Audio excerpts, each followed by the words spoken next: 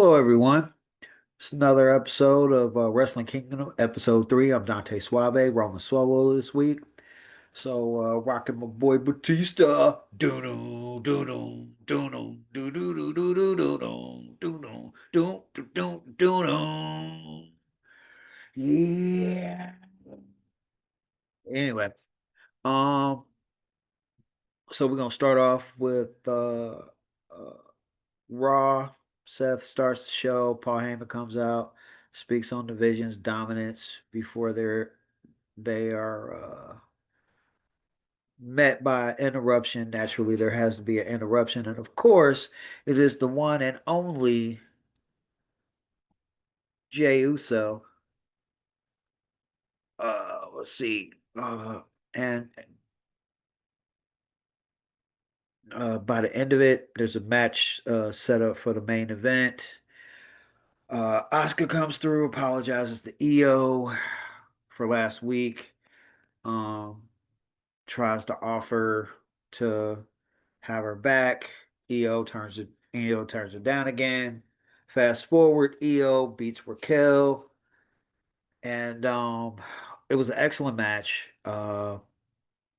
I love the fact that there was no outside interference. Uh, but at the end of it, Roxanne decided to come out and decided to let Io know that she did not appreciate her being her friend. So the beatdown commences, and out comes Rhea to save Io, which later we find out Asuka's pissed, right? So, details are important in situations like this. Uh, Asuka has a right to be mad. Asuka has a right to be mad that Rhea was allowed to help her, right? But to me, you got to keep the details a buck. Rhea didn't ask her if she could come out and have her back. She just came out and had her back. Um, Second, it was after the match was over. So Rhea by no means interfered in the match to help Io win. So again, the details are important. And Asuka is obviously upset afterwards and tells Rhea to mind her own business. And obviously Rhea's not too happy about that. And that brings us to the LA Knight interview. LA Knight's doing an interview. He's being LA Knight. He's talking to talk, and all of a sudden, out out comes Punk because obviously they got a big time match coming up and at Clash in Paris, and he wants to make sure that everybody gets there healthy. So he decides to try to convince LA Knight, hey, let's have each other's back up until the pay-per-view. Sounds like a good idea on especially if you know how the division rolls in terms of like triple teaming people and trying to hurt them and make sure that they're not 100%. So obviously, LA Knight refuses because he remembers going through a table and Punk not really having any remorse for what was clearly an accident. So, which kind of confuses Punk. But that brings us to the match with Penta and Xavier Woods. Penta ends up winning the match. Uh, yeah, Penta ends up winning the match, and then he hurries up and gets out of Dodge before anybody can get their hands on him. And that was an awesome match. Xavier Woods is. I'm wondering when he is going to get his win, or if he's going to get his opportunity at a Intercontinental title run or a U.S. title run. What do you guys think? Uh, I don't know about world title because, as y'all noticed, Kofi hasn't gotten another sniff of a title shot since his title run was ended by Brock Lesnar. So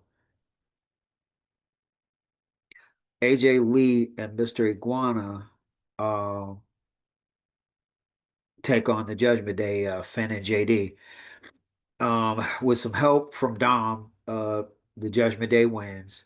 A melee breaks out, and El Higo Vikingo um, tries to come in for the save, but he fails. Uh,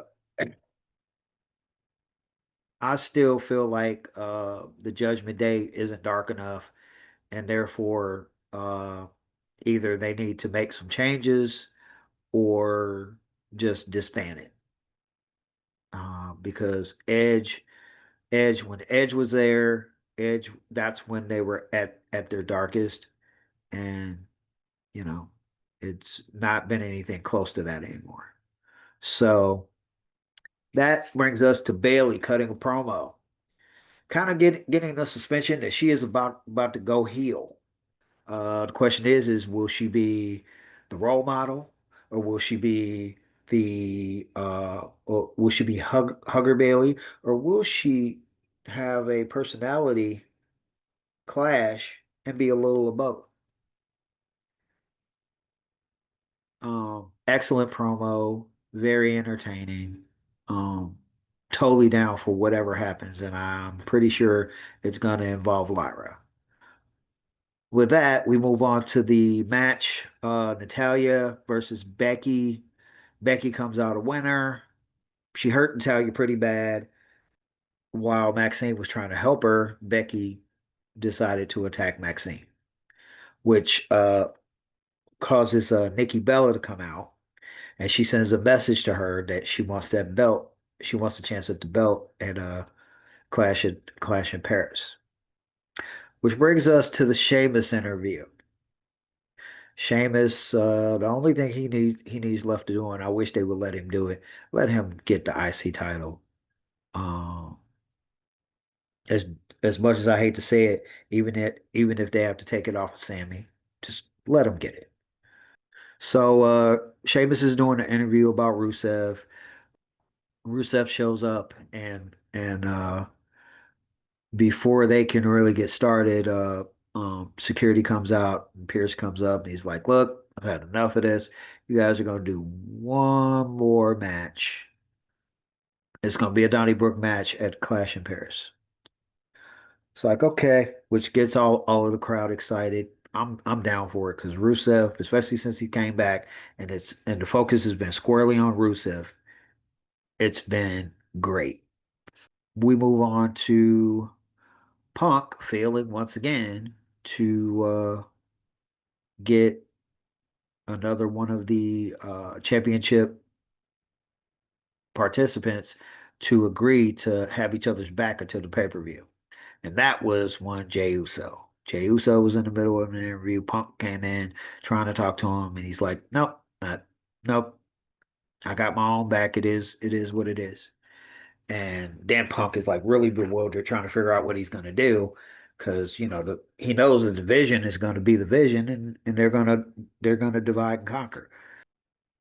Naomi, Naomi, Naomi. Now the rumors have been flying that Naomi was pregnant and she was going to have to cough the title. Turns out it was true, and after letting it be known via a podcast interview with Stephanie McMahon. They played a clip of it so that everybody during the show could find out earlier in the night. She officially relinquished her title. And it was kind of funny how it happened. Her in-ring is her in-ring. She's great. The whole her new character just seems to be like really forced. Her laugh seems really fake, hard to buy in. So, but bottom line, she relinquished the title, and although she did send a warning that she was going to be back to get her title back, even if she had to come back with her child nursing her as she did it. So that brings us to El Grande and Dom, and they're strategizing. You know, uh, Finn doesn't appear happy that Dom is making all these moves with El Grande without the direct knowledge of El Grande. I mean, without the direct knowledge of Judgment Day. So, uh, man, this is another example of why the Judgment Day needs to come to an end. It just now Dom is like making his secret own moves, making sure that although he does occasionally, El Grande has been known to help all of the Judgment Day. Yeah. It's mostly when Dom's involved. Especially seeing that El Grande, the new El Grande, is aware because you know that's not the original El Grande. Don't you lie and say that that is. The new El Grande, he leaves the door open for a possible double cross, and I know that's what Finn is looking for. That's why he's paranoid. Every time people start trying to bring in new members, all of a sudden old members get excommunicated. So yeah, he has a reason to be paranoid. And that takes us to the Extreme Rules match with Jay and Braun Breaker. It was mostly a one-sided beatdown. Jay started to try to come back, and then all of a sudden, Reed comes in to save Breaker, and the melee ensues, and then the OTC Roman Reigns shows up, saves the day for that episode. He definitely wants Seth eventually, and he definitely wants to get his hands on Paul. And he definitely wants his shoes back. So, yeah. With that, we move on to NXT. So the show starts out with Josh Briggs attacking Yoshiki, which leads to the one-on-one match. It was a very excellent match. Yoshiki always gets in, does his thing. Josh's in ring is great. So, but just his personality. If anything is holding him back to me is his personality and his ability to get it over. Hopefully he's able to improve it. Because he could definitely be a champion. The question is how far will he be a world champion? I could definitely see them sticking a North American champion on him, but I don't know about a world title on any stage. So, it's just a vibe I get about certain wrestlers. But after the match ended, Josh Briggs won. He's walking up the ramp, and Ricky Saints comes out, and he shoulder bumps Ricky on the way out. And Ricky kind of looks at him, and he looks at Ricky, and then he walks off. And Ricky was weird about it, but he knew he had to get ready for Jasper Troy, which was a pretty good match. Um, definitely I'm definitely interested to figure out why Jasper Troy seems to be getting pushed into the deep end. Um, especially with them having the show evolve now. Definitely interested to figure out like why is he already being pushed there to to NXT. But I'm sure they have their reasons, and hopefully they all pan out somehow. Um, a trick interview about his win, and a message to Javon about the fact that he was not going to beat him and that he was going to go take the title from Oba. Um, then Aba is getting interrogated about the tag match at Heat Wave by Hank and Tank, trying to figure out which members of Dark State they're going to have to face. Aba hasn't been told, and it was becoming clear that Dark State wasn't going to say who it was. The art of the element of surprise is basically on their side because they got four, and at the end of the day, Hank and Tank only have two. So that leaves plenty to uh plenty to chance, and surprise usually works out in whoever has that element's favor, right? So that brings us to the Elegance brand. I'm to stop Masha from being the special guest referee, saying that they are technically that she's technically an enemy of the Elegance brand. It doesn't happen. Um, Ava said her decision is final, and Masha is the referee, much to the chagrin of the Elegance brand. So Jordan Grace addresses Blake Monroe. Fatal influence. Um, Fatal influence also addresses the Elegance brand when Zarya and Ruka appear, and they have something to say about the how about the cracks forming in the fatal influence, which fatal influence naturally shrugs it off, and then they have to go have their match with the Elegance brand. They win via some questionable tactics that were gotten away with by fatal influence, and Masha had a bad day at the office as her first time as a special guest referee. Other than that, the match went pretty well. The Elegance brand seemed like chemistry wise. Obviously, they don't get in the ring with anybody from Fatal Influence that often, so I'm sure that played a part in it. But it just it wasn't crisp. Everything didn't flow like you normally see with a Fatal Influence. So type match. Charlie Dempsey was lecturing Kendall Gray about her loss, and Kendall was shrugging most of it off when Ren came up to help, but she bolted when she saw the arrival of the Culling. The Culling decided that Charlie and Ren weren't worth their time, and threw a few barbs, and they walked away. That brings us to All Ego and the Chelsea and the Secret Harvest with Tavian Heights and Tyra May Steele.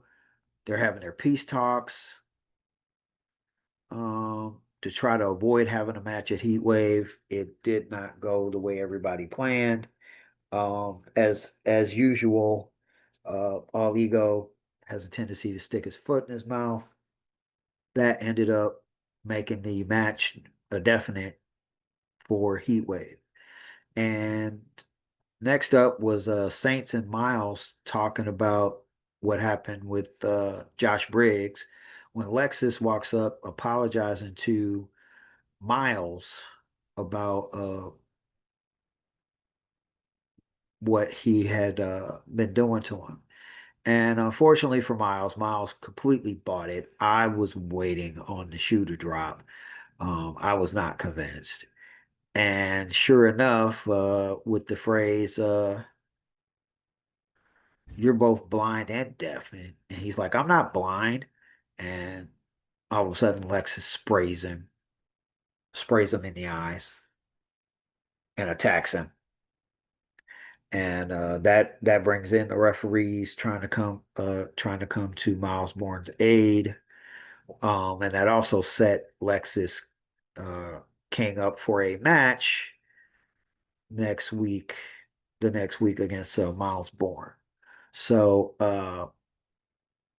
next up was Kalani and Lola uh, having a talk when Lash Legend makes her opinion known about how things were going to go in terms of who was going to get the next title shot. And they end up shrugging it off. Dark State talks Heat Wave when all of a sudden Joe Hendry appears out of a little refrigerator, and he asked Dark State like which two would be wrestling in the match. They refused to answer the question and told Joe Hendry that if he don't mind his own business, he's gonna be on the wrong end of Dark State. Um, and that brings us to the number one contender match, which this match was great. In ring for both of them. The chemistry was great. And then the shocker came when it came to the winner because Javon ended up winning.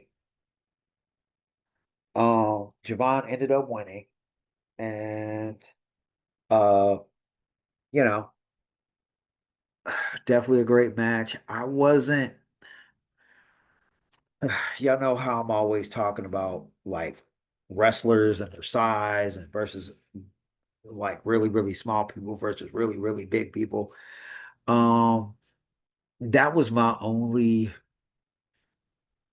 which I mean, there ain't very many people the actual size of Oba. So I mean, there's always going to be a size different.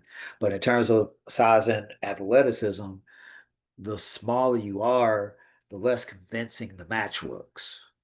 Um, and unfortunately, I only use my imagination so far. Uh, so yeah, it that's basically what it is. And with that, we start off on Dynamite. And Dynamite started off exciting. Brian Danielson joins the announce desk. Will Ospreay starts off the show, admits that he's hurt, but that he refuses to miss Forbidden Door. The Death Riders hit the ring. Melee ensues. Jet Speed and Tanahashi, hit the ring. That opens up the match. Death Riders versus Jet Speed and Hiroshi Tanahashi. And with some help from Ospreay, uh, in terms of grabbing Marina Shabir and taking her out back. Literally, physically, he threw her up over his shoulder and took her around back. So uh, I have to say, this match itself, Jet Speed, they are so talented. Tanahashi, he was he was interesting. I'm definitely gonna have to try to look up some of his matches and watch him wrestle. The Death Riders were the Death Riders. Moxley, Claudio, Yuta. Say whatever you want about their character and and how they're and the stuff that they're doing. When they get in matches, they don't play. But anyway, a melee ensues after the match, and out comes Darby Allin and the Ops. And which the Ops, Darby, um, I'm hoping that Darby will get to some matches where he fights people his size. Um,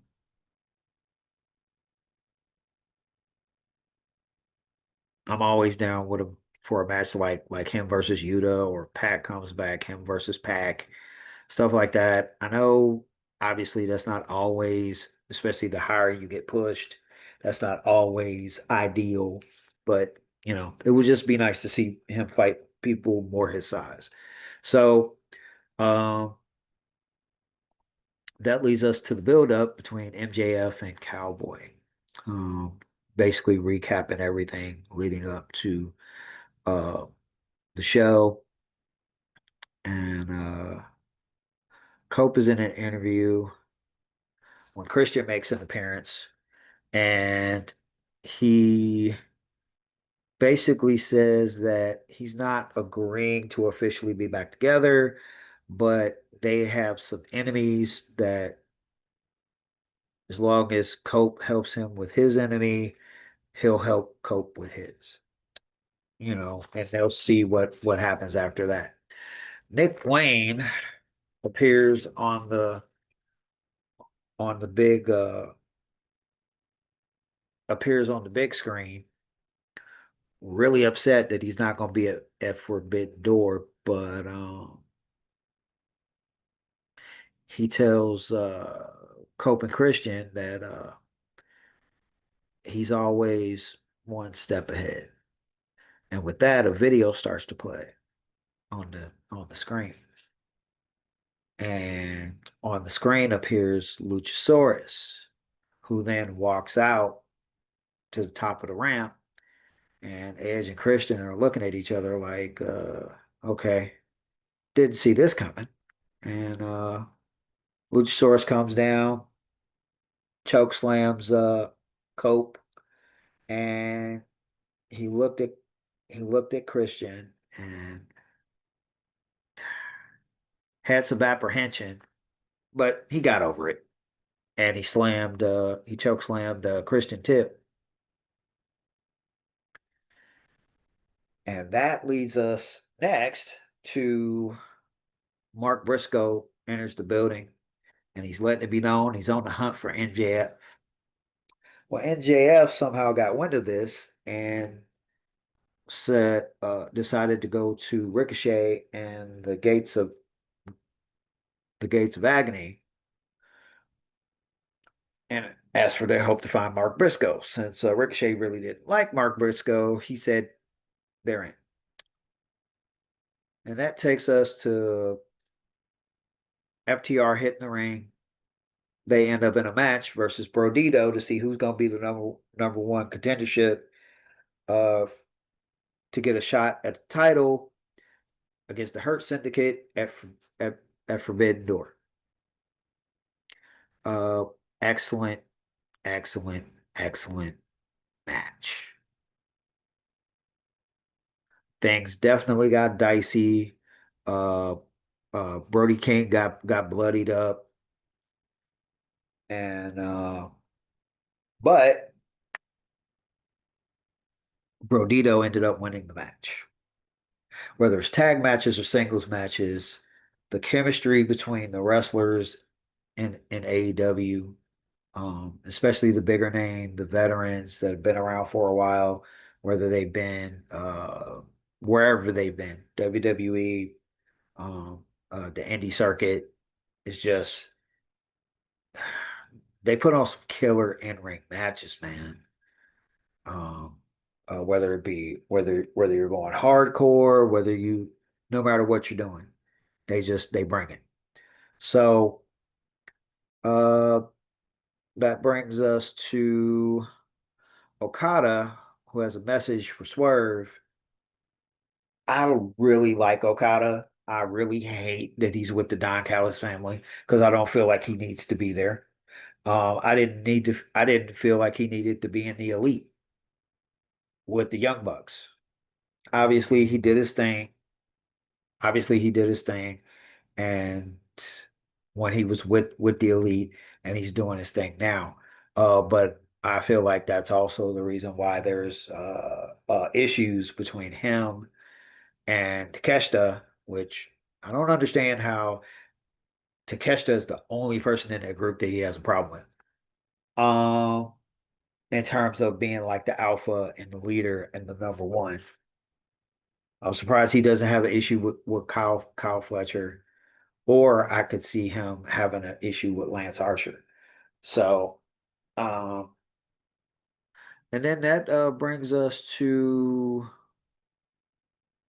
Cowboy hitting the ring and having a message for MJF when MJF appears on the big screen and basically lets Cowboy know that unless he allows him to not have to use the contract at the Forbidden Door pay-per-view, He is going to set Mark Briscoe on fire because him and Ricochet and everybody found Mark Briscoe and they had him tied up and he's going to set him on fire.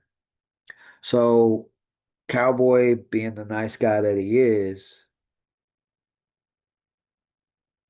went ahead and allowed there to be a match without MJF using his contract.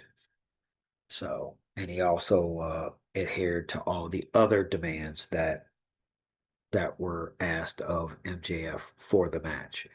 MJF surprisingly kept his word. With that, that brings us to the main event. Mercedes Moné and Athena versus Tony Storm and Alex Windsor.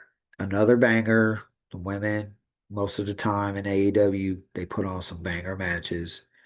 And although this ended with Athena and Monet winning, unleashing hell on Storm and Windsor. And that takes us to SmackDown. SmackDown. Lay the SmackDown. Oh, SmackDown. Taking them to the SmackDown Hotel. Brr. Hometown girl Becky Lynch in Dublin. She starts the show. Woo, woo, woo, woo, woo. Everybody grab a pint. She starts the show and has a message for her hometown and lets it be clearly known she got treated badly. And as far as she was concerned, even though it was her birthplace, she didn't care. She didn't care much about him. Leads to Tiffany Stratton coming out and confronting her, which leads to Nia and Jade coming out. And a melee ensues, which leads to the main event being uh, Nia Jax and Becky Lynch versus Jade and Tiffany Stratton. And that moves us to Mello and Miz discussing what happened in the match against Fraxium. And Mello expressing that he wasn't too happy with how the Miz took the win. Fraxium walks up and tells Mello that he needs to watch himself because everybody knows the history of Miz and how he treats his past friends that he tagged with. Kind of upset, understandably, Mello and Miz, right? Because you never want to, nobody ever likes to be judged on their past, but if you have a long enough history, you don't it's gonna happen. You don't have a choice. It is what it is. It just but that leads us to the match between Mello and Miz and the Motor City Machine Guns. Banger. The Motor City Machine Guns, they do their thing every time they get in the ring. Um, their chemistry just seems to flow to whoever they're in the ring with, which is great. And that leads to Miz pulling a fast one again and taking the win. Melo's kind of left looking like you did it again. And he's not happy. So, but Miz is happy because he stays a little, he has another week of staying relevant. Tis what it is. And that leads us to Jimmy in an interview talking about the news about him becoming a new father. Shout out to Jimmy Uso. Congratulations. And then Sammy walks up to congratulate him to Jimmy's surprise. But it was a happy surprise. And then he got a not so happy surprise. Solo walked up with the MFTs, also wanting to offer his congratulations. Also wanting to give his congratulations. Even offered that Jimmy could name the baby after him. Um, even that Jimmy could name the baby after him, which is like, wait, what? It's like you have the nerve and the gall. If somebody I knew that I didn't like come telling me that I could name my child after them, yeah, that's not gonna go well, to put it appropriately for sake of the show. That whole conversation is not gonna go well after that. I don't care how many people you got with you. That conversation is just not gonna go well. And that leads us to the Charlotte versus Piper. Naturally, Piper won via interference, and Alexa tried to come in for the save to no avail. I wish they would work work work on breaking down some of these factions because there's some potential matches that have so much potential, but so many people are like wrapped up in these factions. It is what it is. We move on to Kiana James. She's talking to Julia when Mia Yim walks up and lets her know she wants a title shot. And Kiana James lets her know, like, hey, you are not worthy. You want to match with her, you got to go through me. So Mia's like, okay, yeah, I'm down. I'm a fighting champion, so it's whatever. So, it is what it is, right? And then that moves us to John Cena. He's in Dublin. He's talking to the fans of Dublin. He's on his retirement tour. He's enjoying the ambiance of the fans and how they're receiving him. And he's having fun when who should come out to ruin it but Logan. And Logan has a lot to say. His mouth is just a moving and just a running. And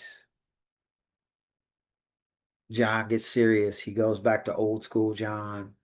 Not quite thugonomics, John, but that mic work, John, and he gives him a reality check, if you will. Logan's obviously not too happy about this, and let's be known.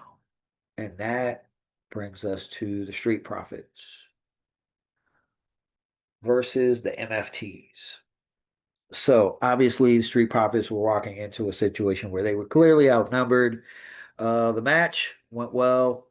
It was a pretty good match. Obviously, the Street Profits do what they do, and the MFTs they know how to do their thing too. And so it was a really good match. And but a melee ensued, and with some help from Jimmy and Sammy, Street Profits were able to win the match. Because there was too much outside from Solo and Tala, and so obviously the Street Profits needed some backup. Uh, so out comes Drew, and he's questioning what's the update, what's the status on Cody and his injury, and he gloats about what he did to him, um, his handiwork. And he's having fun with it. Totally enjoying himself and totally calling out Cody, knowing that Cody won't be around for a while. And lo and behold, Drew gets RKO'd. So Drew gets RKO'd because in all his want of to get to Cody and the title, he forgot he put a pretty bad attack on Orton, and Orton is definitely one all about vengeance at the end of the day. With that, Aleister Black shows up in Dublin thinking he's going to have a match with R-Truth when R-Truth reveals to him, oh, my bad, dog. I thought I was supposed to come to Dublin, Georgia. So I'm not gonna be there tonight, but I do got somebody that is more than happy to take my place. Out comes Damian Priest. Fight breaks out. Obviously, it gets broken up to be set up for a future show. And that leads us to the main event. Tiffany and Jade versus Nia and Becky. Lots of going back and forth. There was some domination going on by there were some dominating moments going on by Nia. But at the end of the day, the heat got too hot in the kitchen, so Nia left.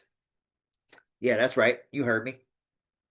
She left Becky high and dry, which led to the victory by Tiffany and Jade. And Jade making sure that Tiffy knows that, hey, I know we work together tonight, but I still want that title, girl. I still want my title. That's my title, and I'm coming to get it. And Tiffany lets her know, you know, yeah, okay. You said that before. It did work before, and it's not gonna work next time either. And then that leads to the end of the show. We see John Cena trying to leave when Nick lets him know that he got a call from Brock. And just as he was about to tell him what Brock had to say, out comes Logan Paul with a nice knockout punch to John Cena, and that ends the show. Well, well, well. Well, well, well. And that leads us to last but not least,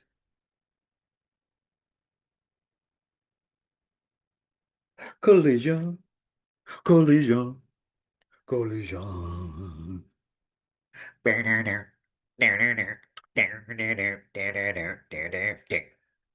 Anyway, um, Tanahashi and Top Flight versus the Don Callis family. The winner was Tanahashi and Top Flight. Once again, AEW knowing how to start the show with excellent matches with lots of action. Getting it done, yeah. Yeah. Does AEW know how to start off a show? Can I get a hell yeah? Hell yeah. Yeah, but seriously, that match was excellent. Kyle Fletcher, Kyle Fletcher and Don Callis make their presence felt. Make sure that everybody knows Don Callis, even though they lost, that the Don Callis family is still running things. And we had a shocking debut that I was not aware that was coming. Isla Dawn is now officially a part of AEW Collision. Unfortunately for her, her first match was Megan Bayne. So, Isla did what she could, but unfortunately, Megan Bayne was just she was too much, and Megan Bayne won that match. I as soon as I saw she was facing Megan Bayne, I was like, yeah, she's not winning tonight. Next matchup was a women's tag match. Willow and Queen Aminata versus Sky Blue and Julia Hart. After the match, melee ensued. To everybody's surprise, Harley Cameron came out, made her return to the shock of everybody, including me. And that led us to Max Caster making an appearance. And while he's out doing his usual Max Caster annoying things, out comes Anthony Bowens to attack him. Then things got real confusing because Billy Gunn came out to stop him. So obviously Anthony Bowens wasn't happy about that because Anthony expected Billy to be on his side after everything Max had done to them. But Billy had seen something developing in Anthony that he wasn't vibing with. So it is what it is, right? Even if you understand why somebody is angry, if they're going about it in a way that is not their usual self, and you recognize it, and you're like, hey, all right, this is getting weird. You're not being yourself. Uh, so I can't support that. Then things get really weird and confusing, right?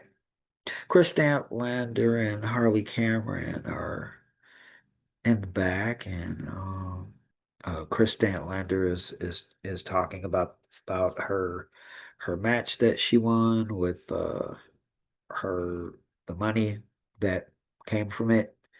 When Harley comes up, being Harley, and she basically jumps up and mounts her. Harley Cameron does, and then she like flexes backwards And all of a sudden, John Moxley walked, like as soon as she flexes all the way back and she's like looking upside down, and all of a sudden John Moxley walks up and just looks her in her face, like while she's like flexing backwards. And this quickly scares her. She dismounts Chris and stands behind her. And clearly, the Death Riders are recruiting, and they've been trying to recruit Chris for a while, and they just kind of make their presence felt again, and while scaring Harley Cameron, which leads us to a match: Ishii versus Takeshita. Good Lord, that match, that was a brawl. It was great. It was fantastic. It was magnificent. It was phenomenal. I could throw so many words on it. Bottom line, that's what it was. Takeshita won, obviously. Yeah, I would definitely, I would definitely like jump on the app and watch that match again because that match was it was great. Um, Big Bill has a match against Mark Andrews. Anybody remembers Mark Andrews? He spent some time in the WWE, obviously. I believe he spent some time in TNA. And he had a match tonight against Big Bill in AEW, right? Big Bill ends up winning. They're trying to, I have this sneaking suspicion they're trying to push Big Bill again. I don't see it working out, me personally, um, because I haven't seen much change in Big Bill, from in terms in terms of his mic work. So, I mean, at the end of the day, it at the end of the day, it just as long as he stays on AEW, I think he'll be able to keep a job, and he'll have to be willing to like not be worried about like holding a world title if he doesn't make that like a thing, which everybody wants to see their name on top, let their family and their friends see their name on top, have a main event match with them on the marquee. We'll see how that plays out. Gates of Agony had a match against a surprising return, the Grizzled Young Veterans. Another excellent match, even though there was a size difference. Everybody did their thing. Grizzled Young Veterans, I feel like don't get enough credit for how great they are. Gates of Agony ended up winning. And that leads us to Gabe Kidd explaining why he brought in the Bullet Club and the fact that they want the ops at Forbidden Door. Next matchup is Paragon versus the Young Bucks. Obviously, Kyle O'Reilly and Roderick Strong, excellent in how they do things. The Young Bucks, you hated them as the EVPs, but you can't deny their talent. They're talented dudes. And, you always got to put some respect on the name, right? Okada comes out to help the Young Bucks, and this opens the door to Swerve coming out to help Paragon. Unfortunately, it didn't end well for Swerve Strickland. And the Rainmaker made it rain all over Swerve. So, excellent week of wrestling. Uh, I definitely would like to see what's going to happen with a lot of these with a lot of these storylines. At the end of the day, right?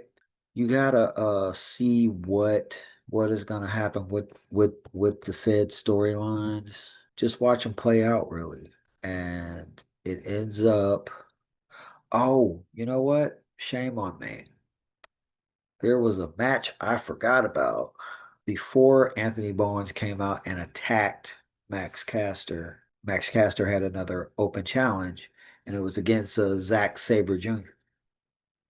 And obviously, Zack Sabre Jr. ended up winning the match. That's when Anthony Bowens came out and attacked Max Caster and got saved by Billy Gunn.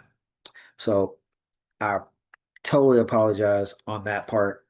And I don't know why I keep calling Top Flight, keep calling Skyflight Top Flight. I guess I'm just so used to the name Top Flight. But now that Scorpio Sky is there, now they're called Sky Flight. Details are important, right? With that, I'm Dante Suave. This is episode number 3 of Wrestling Kingdom, and we will see you guys. I will see you guys next week. Later. To the extinction.